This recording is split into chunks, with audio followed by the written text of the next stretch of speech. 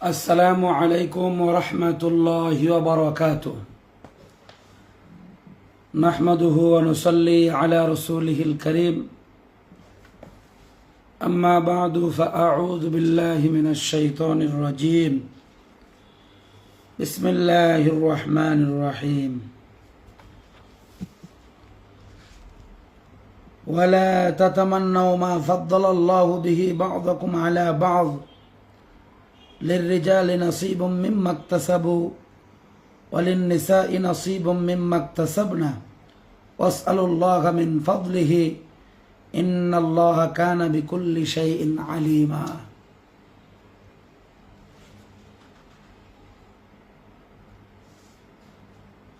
وقال النبي صلى الله عليه وسلم: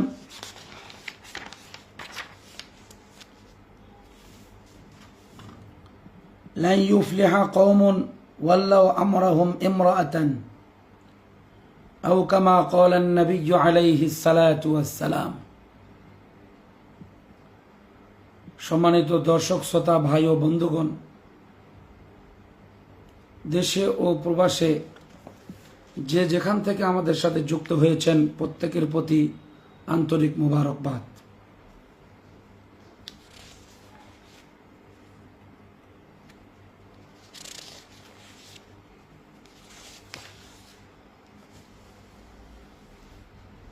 সম্মানিত উপস্থিতি, বিশ্বের ইতিহাসের দিকে তাকালে আমরা দেখতে পাই যে রাসূলুল্লাহ সাল্লাল্লাহু আলাইহি ওয়াসাল্লাম আগমনের পূর্বে নারীদের অধিকারের বিষয়ে কোনো সুস্পষ্ট ধারণা ছিল না। সভ্যতার দাবিদার ইহুদি খ্রিস্টান ধর্মের ধর্মগ্রন্থ বাইবেলে আমরা যা দেখেছি, পিতা সন্তান বা স্বামীর সম্পত্তিতে নারীর কোনো অধিকার দেওয়া হয়নি।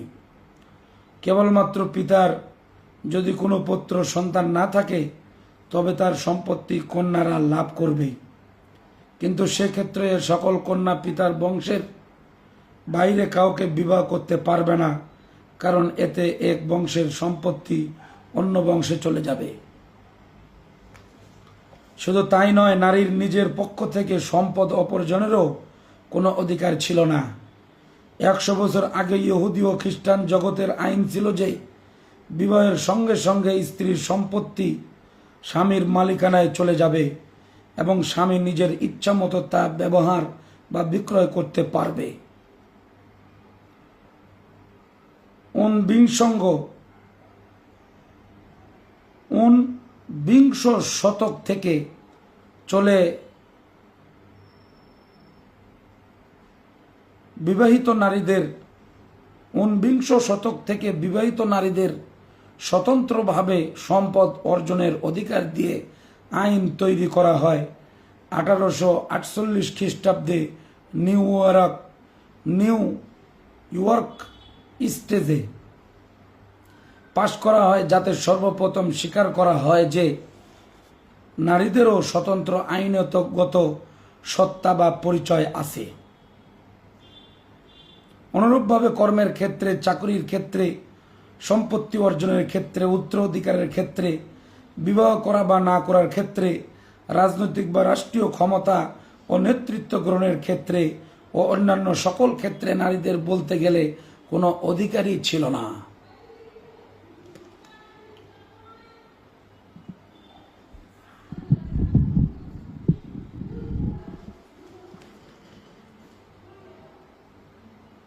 সম্মানিত দর্শক শ্রোতা,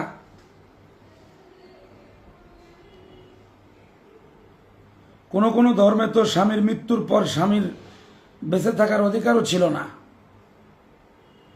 স্বামীর মৃত্যুর পর কোনো স্ত্রীর বেঁচে থাকার অধিকারও ছিল না, এমনও ধর্ম ছিল। বরং স্বামীর সাথে চিতায় জীবন্ত অগ্নিদগ্ধ হয়ে আত্মাহুতি দেওয়াই ছিল তাদের নিয়তি। বস্তুতগত ঊনবিংশ শতক থেকে নারীদের অধিকারের বিষয়ে জোরালো দাবি দাওয়া ও আন্দোলন শুরু হয় এবং বিশ্বের বিভিন্ন দেশে ওই বিষয়ে বিভিন্ন রকমের আইন কানুন তৈরি হয়। যেহেতু কিছুই ছিল না, সেহেতু অনেক কিছু দাবি করা হয় এবং মানবীয় জ্ঞান বুদ্ধি ও বিবেচনার মাধ্যমে নারীদেরকে পুরুষের সমান অধিকার দেওয়ার চেষ্টা করা হয়।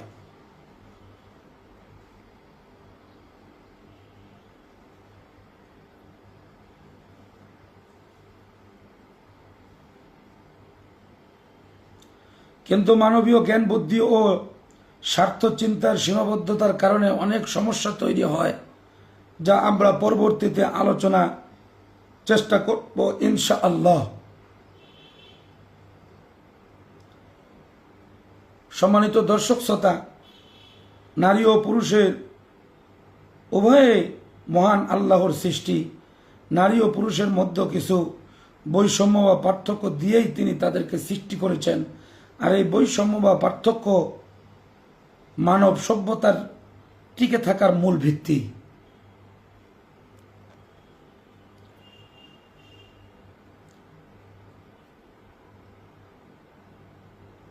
জাহিদুল হক, ওয়ালাইকুম আসসালাম রহমতুল্লাহ। ভাইজান কেমন আছেন বলবেন।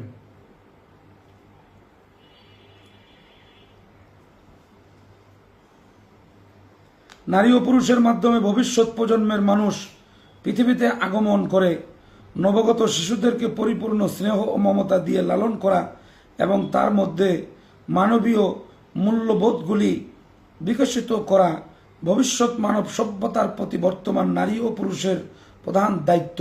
তার এই দায়িত্বের পরিপূর্ণ পালনের জন্য নারী ও পুরুষের মধ্যে প্রাকৃতিকভাবে কিছু বৈষম্য বা পার্থক্য তৈরি করা হয়েছে।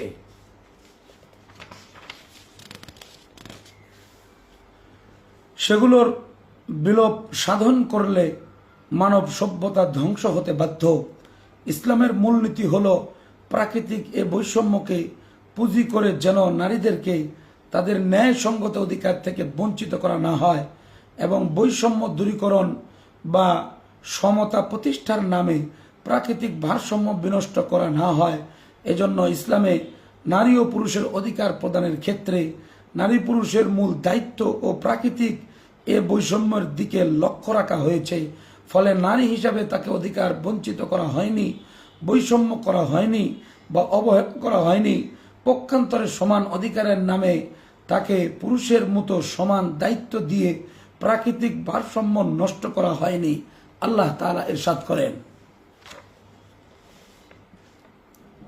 ওয়ালা তাতামান্নাউ মা ফাদ্দালাল্লাহু বিহি বা'দাকুম আলা বা'দ লিররিজালি নাসীবুম মিম্মা ইকতাসাবু ওয়া লিন-নিসাই নাসীবুম মিম্মা ইকতাসাবনা ওয়াসআলুল্লাহা মিন ফাদলিহি ইন্নাল্লাহা কানা বিকুল্লি শাইইন আলিমা। আল্লাহ যা দিয়েছে তোমাদের কাউকে কারো উপরে শ্রেষ্ঠত্ব দান করেছেন, তোমরা তার লালসা করো না। পুরুষ বা যা অর্জন করে তা তার জন্য প্রাপ্য অংশ এবং নারী যা অর্জন করে তা তার জন্য প্রাপ্য অংশ। আর তোমরা আল্লাহর অনুগ্রহ প্রার্থনা করো, আল্লাহ সর্ব বিষয়ে সর্বজ্ঞ। কেন পুরুষ হলাম না, নারী জন্মই পাপ। কেন নারী হলাম না, নারীদের কত সুবিধা, ইত্যাদি অমানবিক ও অযৌক্তিক কথা ব্যক্তি ও সমাজের জীবনে হতাশা, বিভেদ ও কষ্ট বৃদ্ধি করা ছাড়া কোনোই কাজে লাগে না। নারী পুরুষ নির্বিশেষে সকল মানুষের দায়িত্ব নিজের প্রাকৃতিক সীমাবদ্ধতা ও সুযোগের মধ্য থেকে দায়িত্ব পালন করা এবং অধিকার বুঝে নেওয়া এবং আরো উন্নতি, শান্তি, বরকত ও তৌফিকের জন্য আল্লাহর অনুগ্রহ প্রার্থনা করা। নারী এবং পুরুষ কেউ পৃথিবীতে শুধু নিজের জন্য বাঁচতে আসেনি, বরং পারিবারিক কাঠামোর মধ্য থেকে পৃথিবীকে ভবিষ্যতের জন্য সমৃদ্ধ করা তাদের অন্যতম দায়িত্ব। এজন্য সাধারণভাবে নারী অর্থ কন্যা, স্ত্রী অথবা মাতা এবং পুরুষ অর্থ পুত্র, স্বামী অথবা পিতা। কন্যা, স্ত্রী এবং মাতা হিসেবে নারীর অধিকার সম্পর্কে আমরা আলোচনা করব পৃথক খুতবায় ইনশাআল্লাহ। এই আলোচনায় আমরা সাধারণভাবে নারীর অধিকারের বিষয়ে আলোচনা করব।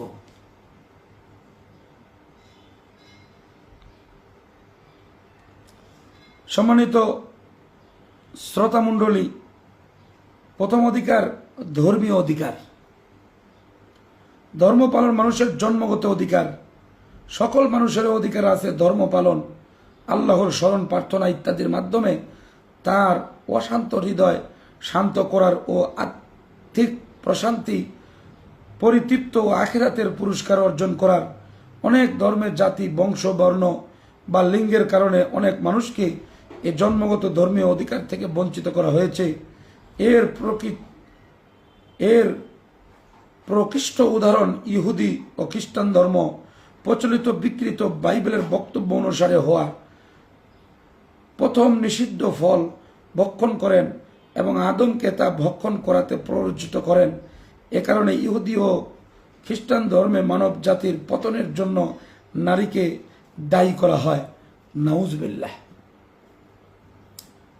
সাকিব আল হাসান, কেমন আছেন মোহতারাম? সালাম দিয়েছেন। ওয়ালাইকুম আসসালাম রহমতুল্লাহ। আপনি কেমন আছেন জানাবেন। সাউন্ড ক্লিয়ার কিসে আছে কিনা এটাও জানাবেন। জাযাকুমুল্লাহ খায়রান। তাহলে বাইবেলের নতুন নিয়মে খ্রিস্ট ধর্মের বিধান নিম্নরূপ: আমি উপদেশ দেবার কিংবা পুরুষের উপরে কর্তৃত্ব করিবার অনুমতি নারীকে দেই না, কিন্তু মৌনভাবে থাকিতে বলি, কারণ প্রথমে আদমকে পরে হাওয়াকে নির্মাণ করা হয়েছিল, আর আদম প্রবঞ্চিত করলেন না, কিন্তু নারী প্রবঞ্চনা হইয়া অপরাধে পতিত হইলেন। এভাবে অপ্রাসঙ্গিক একটি কাহিনীর উপর ভিত্তি করে নারীকে তার ধর্মীয় ও সামাজিক অধিকার থেকে বঞ্চিত করা হয়েছে এবং তাকে জন্মগতভাবে পাপী ও অপরাধী বলে বিচিত্র করা হয়েছে। কোরআনে কারিমে কখনোই প্রচলিত বাইবেলের এ গল্প সমর্থন করা হয়নি বা এজন্য হাওয়াকে দায়ী করা হয়নি, বরং সর্বদা আদম ও হাওয়াকে সমভাবে দায়ী করা হয়েছে। সর্বোপরি এরূপ বিষয়ে নারী ও পুরুষের মধ্যে বৈষম্যের বাহন বানানো হয়নি, বরং সকল ধর্মীয় বিষয়ে নারী ও পুরুষকে সমান অধিকার প্রদান করা হয়েছে, তবে সমান দায়িত্ব দেওয়া হয়নি। নামাজ, রোজা, হজ, যাকাত ও সকল ক্ষেত্রেই নারীর সমান অধিকার ভোগ করবেন, তবে নারী প্রকৃতির সাথে সামঞ্জস্য রেখে দায়িত্ব কিছুটা হালকা করা হয়েছে। যেমন পুরুষের জন্য জামাতে নামাজ আদায় করা জরুরি দায়িত্ব, কিন্তু নারীর জন্য তা জরুরি দায়িত্ব নয়, সুযোগ মাত্র। রাসূল সাল্লাল্লাহু আলাইহি ওয়াসাল্লাম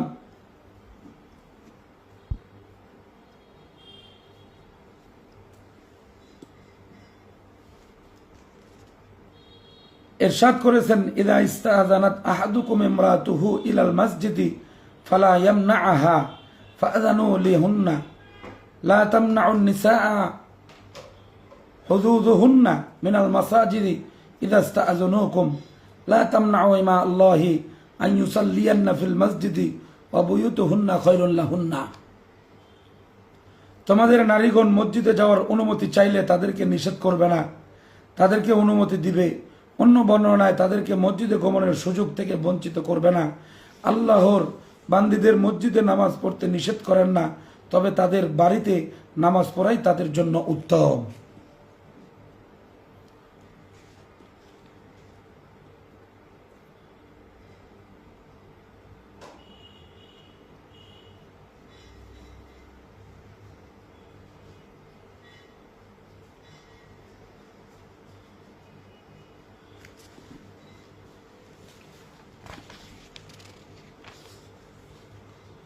নারীর মাতৃত্ব, দুগ্ধদান, পর্দা পালন, অন্যান্য দায়িত্বের সাথে সঙ্গতি রেখেই তাদের জন্য এ বিধান দেওয়া হয়েছে। সকল প্রকার ইবাদতের ক্ষেত্রেই এভাবে নারীদেরকে সমান অধিকার ও সুযোগ দেওয়া হয়েছে, তবে দায়িত্বের ক্ষেত্রে অনেক রেওয়ায়েত রয়েছে। সম্মানিত দর্শক শ্রোতা, দ্বিতীয় অধিকার হলো পারিবারিক ও সামাজিক অধিকার। রাসূল সাল্লাল্লাহু আলাইহি ওয়াসাল্লামের পূর্বে এবং তার অনেক পরেও অনেক দেশে নারীর বেঁচে থাকার অধিকার ছিল না। ইসলাম পূর্বে ও বর্তমানেও ভারতে, চীন, অন্যান্য দেশে জন্মের আগে বা পরে কন্যা শিশুকে হত্যা করা হতো। স্বীয় স্বামীর মৃত্যুর সাথে সাথে স্ত্রী বেঁচে থাকার অধিকার হারাত এবং স্বামীর চিতায় প্রাণ দিত। শিক্ষা, কর্ম, চাকরি, বিবাহ ইত্যাদি ক্ষেত্রে নারীকে অধিকার বঞ্চিত করা হয়েছে, যা তার মতামতের কোনো মূল্য দেওয়া হয়নি। বাইবেলের নারীদের শিক্ষার অধিকার সীমিত করা হয়েছে। তাদেরকে কেবলমাত্র স্বামীর নিকট থেকে শিক্ষা গ্রহণ করতে বলা হয়েছে। বলা হয়েছে স্ত্রীর লোকেরা মশুলিতে নীরব থাকুক, কেননা কথা বহিকার অনুমতি তাহাদিগকে দেওয়া হয় না, বরং যেমন ব্যবস্থাও তাওরাত বা শরীয়ত বলে তাহারা বশীভূতা হইয়া থাকুক। আর যদি তাহারা কিছু শিখিতে চায় তবে নিজ নিজ স্বামীকে ঘরে জিজ্ঞাসা করুক। পক্ষান্তরে পানাহার, শিক্ষা দীক্ষা, উপহার, আচরণ সকল ক্ষেত্রে পুত্র ও কন্যাদের সাথে সমান গঠনে পুরুষ ও নারী উভয়ের পছন্দ ও মতামতকে সমান অধিকার প্রদান করা হয়েছে। পারিবারিক স্বামীকে জীবনে স্বামী ও স্ত্রীর মধ্যে প্রাকৃতিক পার্থক্য, দায়িত্বের ভারসাম্য রক্ষা করে সমান অধিকার নিশ্চিত করা হয়েছে। এ সকল বিষয়ে আমরা অন্যান্য আলোচনা করব ইনশাআল্লাহ, আরও করেছি, আরও করব। সম্মানিত উপস্থিতি, তৃতীয় অধিকার হলো অর্থনৈতিক অধিকার। আমরা দেখেছি যে রাসূল সাল্লাল্লাহু আলাইহি ওয়াসাল্লাম আগমনের পূর্বে এবং তারপরেও প্রায় 12, 13, 17 বছর পর্যন্ত নারীরা প্রায় সকল প্রকার অর্থনৈতিক অধিকার থেকে বঞ্চিত হয়েছে। পিতা, স্বামী, ভ্রাতা ও পুত্রের সম্পত্তিতে নারীর উত্তরাধিকার লাভের তেমন কোনো ব্যবস্থা ছিল না।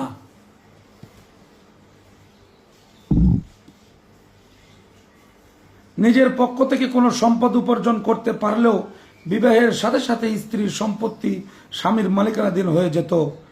19বিংশ শতাব্দীর মধ্য ভাগ থেকে অর্থাৎ প্রায় 150 বছর যাবৎ মার্কিন যুক্তরাষ্ট্র ও ইউরোপের বিভিন্ন দেশে ক্রমান্বয়ে আইনের মাধ্যমে নারীর পৃথক সম্পত্তির মালিকানা লাভ, স্বামীর অনুমতি ছাড়া স্বাধীনভাবে ব্যবসা বাণিজ্য চুক্তি ইত্যাদি সম্পাদনের অধিকার দেওয়া হচ্ছে। পক্ষান্তরে ইসলামে প্রথম থেকেই অর্থনীতির ক্ষেত্রে নারীর সম অধিকার নিশ্চিত করা হয়েছে। বিবাহিত অবিবাহিত সকল অবস্থায় একজন প্রাপ্তবয়স্ক নারী একজন প্রাপ্তবয়স্ক পুরুষের মতো একইভাবে ব্যবসা বাণিজ্য চুক্তি, সম্পদ অর্জন, সম্পদ প্রক্রিয়া বিক্রয় ইত্যাদি সকল ক্ষেত্রে সমান অধিকার সংরক্ষণ করেছেন। এক্ষেত্রে পিতা, স্বামী ও অন্য কারো কোনরূপ মাতবরি, তত্ত্বাবধায়ক বা খবরদারির আইনগত অধিকার বা সুযোগ দেওয়া হয়নি। ইসলামের চূড়ান্ত ফায়সালাই এমনই ছিল।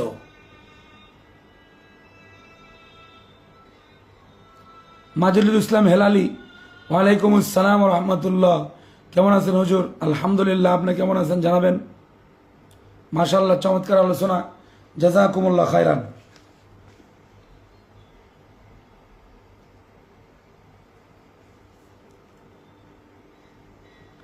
অর্থনৈতিক অধিকারের একটি দিক উত্তরাধিকার, যা মূলত পরিবারের সাথে জড়িত। মানুষ পারিবারিকভাবে যে অর্থনৈতিক অধিকার লাভ করে তার অন্যতম উত্তরাধিকার ব্যবস্থা। ইসলামের পূর্বে এবং ইসলামের পরেও 19বিংশ শতক পর্যন্ত হিন্দু ধর্ম,